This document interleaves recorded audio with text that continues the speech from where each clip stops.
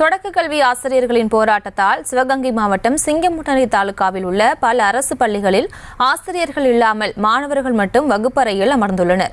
இதுகுறித்த கூடுதல் விவரங்களை எமது செய்தியாளர் அப்துல் சலாம் வழங்கிட கேட்கலாம். அப்துல் சலாம், வணக்கம். மேலும் விவரங்களை வழங்கலாம். வணக்கம் பிரியங்கா. சிவகங்கை மாவட்டம் சிங்கமுட்டனை தாலுகா அளவில் 125 தொடக்க நடுநிலை பள்ளிகளில் 84 பள்ளி ஆசிரியர்கள் 31 அம்ச கோரிக்கைகளை வலியுறுத்தி இன்று ஒரு நாள் அடையாள வேலை நிறுத்தத்தில் ஈடுபட்டுள்ளனர்.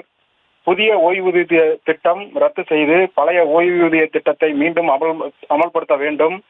தொடக்க கல்வித்துறையில் பணியாற்றும் 90% ஆசிரியர்களுக்கு பாதிப்பை ஏற்படுத்தும் அரசாணை 243 ரத்து செய்ய வேண்டும். இடைநிலை ஆசிரியர்களின் ஊதிய முரண்பாட்டை களைதல் உள்ளிட்ட 31 அம்ச கோரிக்கைகளை வலியுறுத்தி இன்று ஒரு நாள் அடையாள வேலை நிறுத்த போராட்டத்தில் ஈடுபட்டுள்ளனர்.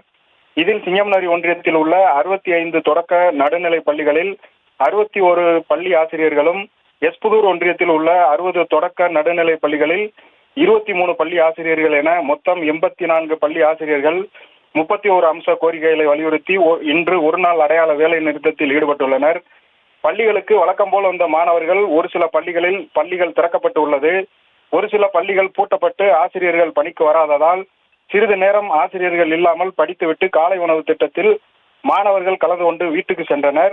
ஆசிரியர்கள் போராட்டத்தால் மாணவர்கள் படிப்பு பாதிப்பு ஏற்படாமல் இருக்க மாவட்ட நிர்வாகம் உரிய நடவடிக்கை எடுக்கவில்லை என்பது கிராம மக்களின் புகாராக உள்ளது. பிரியங்கா, விவரங்களுக்கு நன்றி அப்துல் சலாம்.